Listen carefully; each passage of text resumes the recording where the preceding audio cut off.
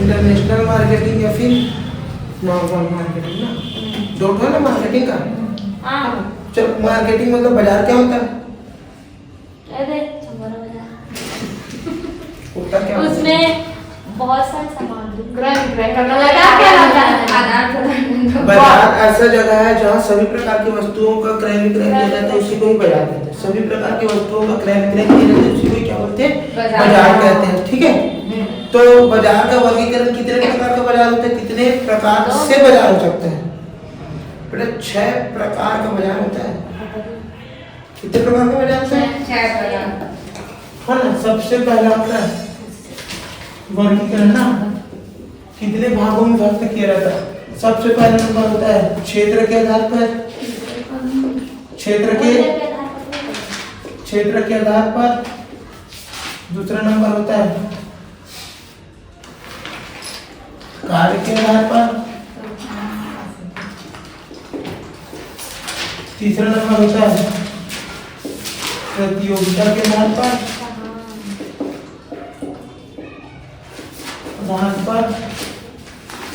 उसके बाद होता है चौथा नंबर होता है समय के आधार पर, समय के आधार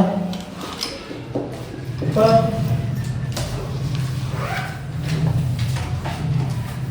पांचवा नंबर होता है वैधानिकता के आधार पर।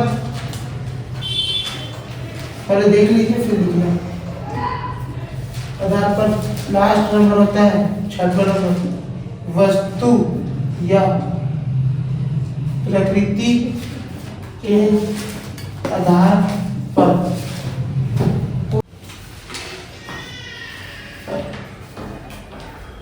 ठीक है, बाजार का वर्गीकरण ना देख लो पहले समझ। बाजार का वर्गीकरण 6 भागों में बांटा जाता है। सबसे पहला होता है क्षेत्र के आधार पर, दूसरा कार्य के आधार पर, तीसरा नंबर होता है प्रतियोगिता के आधार पर, चौथा नंबर समय के आधार पर, पांचवा नंबर वैधानिकता के आधार पर, छठवां नंबर वस्तु या प्रकृति के आधार पर। तो क्षेत्र के अंदर सबसे पहला होता है, इसमें होता है स्थानीय बाजार। कौन सा बाजार होता है? स्थानीय बाजार। दूसरा नंबर होता है प्रादेशिक बाजार। तीसरा नंबर होता है राष्ट्रीय बाजार। फोर्थ नंबर होता है अंतरराष्ट्रीय बाजार। कार्य के आधार पर सबसे पहला होता है विशिष्ट बाजार। विशिष्ट बाजार। दूसरा नंबर होता है मिश्रित बाजार। तीसरा नंबर होता है नमूनों द्वारा बाजार। चौथा नंबर होता है श्रेणी के आधार पर बाजार। प्रतियोगिता के आधार पर सबसे पहले होता है पूर्ण प्रतियोगिता का बाजार। बाजार। दूसरा नंबर होता है अपूर्ण प्रतियोगिता का बाजार।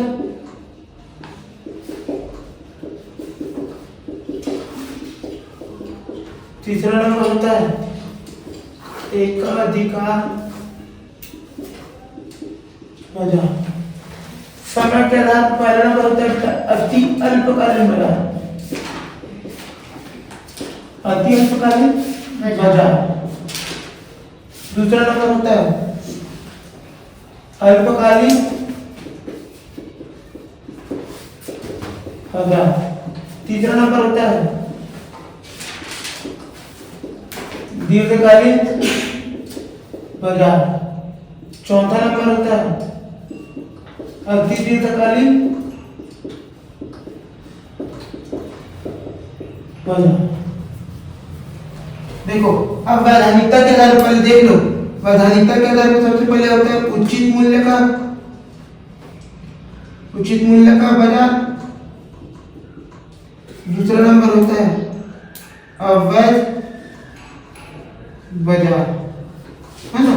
इसमें होता है सबसे पहले होता है उपज बाजार।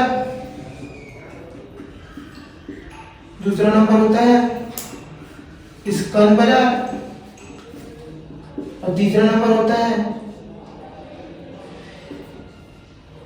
धातु बाजार ना, तो होता क्या है सुन लो। बाजार, बाजार का मतलब होता है सबसे पहले बाजार, बाजार जहाँ पे सभी प्रकार की वस्तु एक स्थान पर मिल जाता है ना, उसी को क्या बोलते हैं बाजार। जिसमें विशेषता हो सकता है बाजार में वस्तुओं का होना, क्रेता विक्रेता का होना, स्वतंत्र प्रतियोगिता होना, मानवीय प्रक्रिया का होना, क्योंकि बाजार में व्यक्तियों द्वारा बाजार करते हैं, व्यक्तियों द्वारा क्रय विक्रय करते हैं कि जानवर जंगली जानवर द्वारा करते हैं, व्यक्ति द्वारा होता है, उसी को बोलते हैं मानवीय प्रक्रिया। तो उसके आधार पर बाजार, बाजार का वर्गीकरण ना, बाजार का वर्गीकरण होता है 6 भागों। सबसे पहले होता है क्षेत्र के आधार, क्षेत्र के आधार पर सबसे पहला नंबर होता है बेटा क्या, स्थानीय बाजार। स्थानीय बाजार वह बाजार है जो एक स्थान विशेष तक सीमित रहता है। कहां तक सीमित रहता है, एक स्थान विशेष तक सीमित रहता है। वहां रहकर क्रेता विक्रेता वस्तुओं को, वहां रहकर क्रेता विक्रेता वस्तुओं को आपस में क्रय विक्रय करते हैं, उसी को क्या बोलते हैं, स्थानीय बाजार। तो लिखते कैसे, स्थानीय बाजार वह बाजार है एक स्थान विशेष तक सीमित रहता है, एक स्थान विशेष तक सीमित रहता है, वहां के क्रेता विक्रेता आपस में वस्तुओं एवं सेवाओं का क्रय विक्रय करते हैं, उसी को क्या बोलते हैं, स्थानीय बाजार। प्रादेशिक बाजार वह बाजार है जो एक राज्य तक सीमित रहता है, एक राज्य तक सीमित रहता है, जहां क्रेता विक्रेता अलग अलग जिलों में रहकर, अलग अलग जिलों में रहकर वस्तुओं को आपस में क्रय विक्रय करते हैं, उसी को क्या बोलते हैं, प्रादेशिक बाजार। राष्ट्रीय बाजार वह बाजार है, राष्ट्रीय बाजार वह बाजार है जो एक देश तक सीमित रहता है। कहां तक सीमित रहता है, एक देश तक सीमित रहता है। क्रेता विक्रेता अलग अलग राज्यों में रहकर, क्रेता विक्रेता अलग अलग राज्यों में रहकर वस्तुओं एवं सेवाओं का क्रय विक्रय करते हैं, उसी को क्या बोलते हैं, राष्ट्रीय बाजार। अंतरराष्ट्रीय बाजार वह बाजार है, अंतरराष्ट्रीय बाजार वह बाजार है जहां विभिन्न देशों में फैला रहता है, विभिन्न देशों में फैला रहता है, जहां क्रेता और विक्रेता अलग अलग राज्यों में रहकर वस्तुओं एवं सेवाओं का, वस्तुओं एवं सेवाओं का आयात और निर्यात करते, उसी को क्या बोलते हैं, अंतरराष्ट्रीय बाजार। ठीक है। दूसरा नंबर होता है कार्य के आधार पर, कार्य के आधार पर पहला नंबर होता है विशिष्ट बाजार।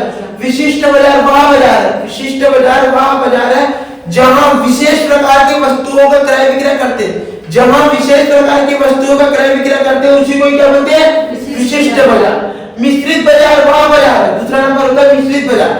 मिश्रित बाजार वह बाजार है जहां सभी प्रकार के वस्तुओं का क्रय विक्रय करते हैं, सभी प्रकार के वस्तुओं का क्रय विक्रय करते हैं, उसी को क्या बोलते हैं, मिश्रित बाजार।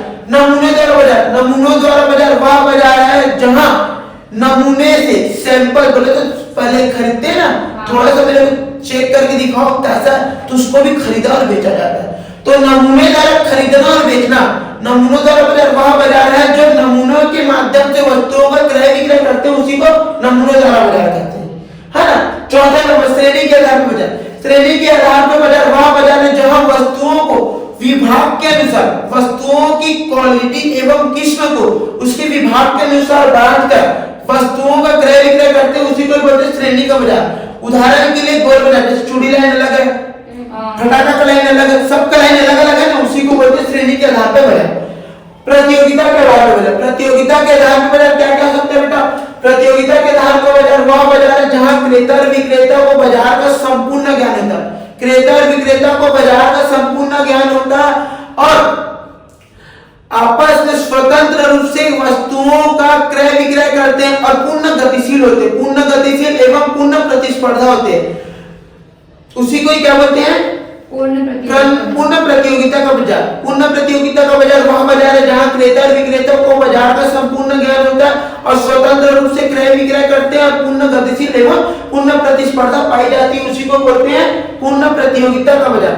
अपूर्ण प्रतियोगिता का बाजार वह बाजार है, अपूर्ण प्रतियोगिता का बाजार वह बाजार है जहां क्रेता और विक्रेता, जहां क्रेता और विक्रेता को बाजार का संपूर्ण ज्ञान नहीं होता, फिर भी वस्तुओं का क्रय विक्रय पाया जाता है, फिर भी वस्तुओं का क्रय विक्रय किया जाता है और पूर्ण गतिशील भी नहीं होता है, पूर्ण प्रतिस्पर्धा भी नहीं पाया जाता, उस कंडीशन में इसको क्या बोलते हैं बेटा, अपूर्ण प्रतियोगिता का बाजार।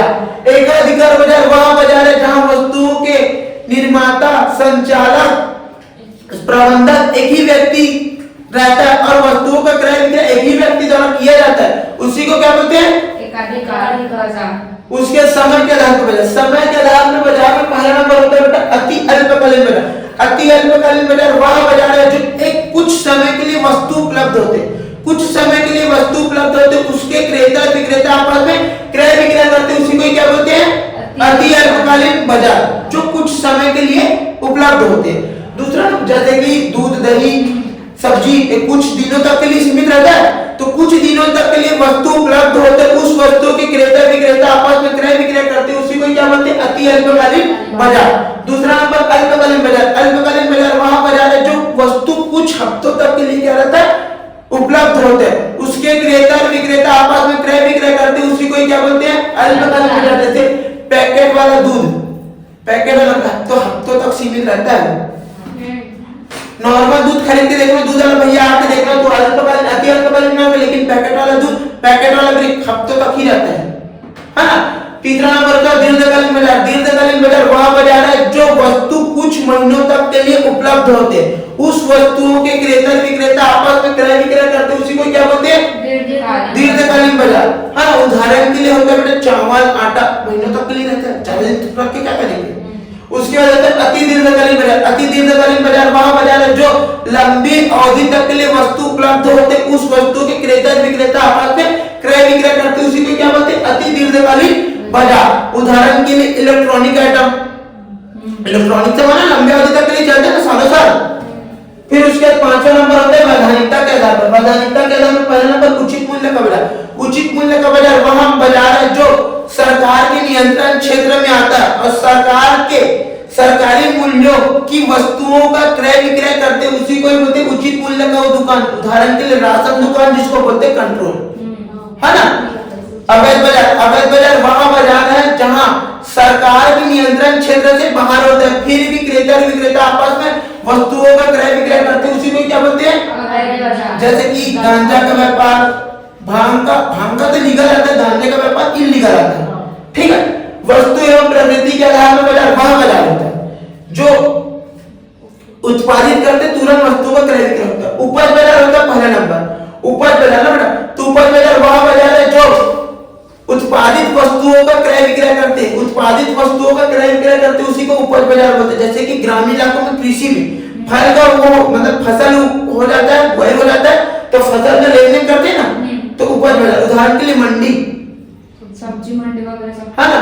दूसरा नंबर स्कंद बाजार। स्कंद बाजार वह बाजार है, स्कंद बाजार वह बाजार है जहां अंश और प्रतिभूति का क्रय विक्रय होता है, अंश और प्रतिभूति का क्रय विक्रय होता है, उसी को स्कंद बाजार बोलते हैं। जैसे शेयर मार्केट, शेयर में पैसा खरीदते हैं ना, दूसरी कंपनी में शेयर खरीदना बेचना, प्रतिभूति को क्रय करना बेचना, उसी को स्कंद मार्केट के अंतर्गत आता है, बोले तो स्कंद बाजार।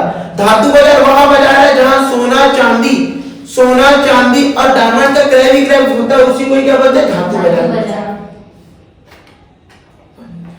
ये बाजार ये आएगा 15 नंबर में। बस बाजार का वर्गीकरण। तो हाँ, इसको भी लिखना पड़ेगा।